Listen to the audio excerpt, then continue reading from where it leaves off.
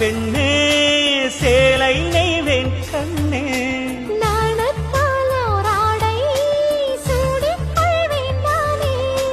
பாயாகும் அடி சொல்லாதே பஞ்சண புதையல் ரகசியமே சாய்ந்தாடும் சங்கில் துளி பட்டாலும் முத்தாகிடும் முத்துண்டே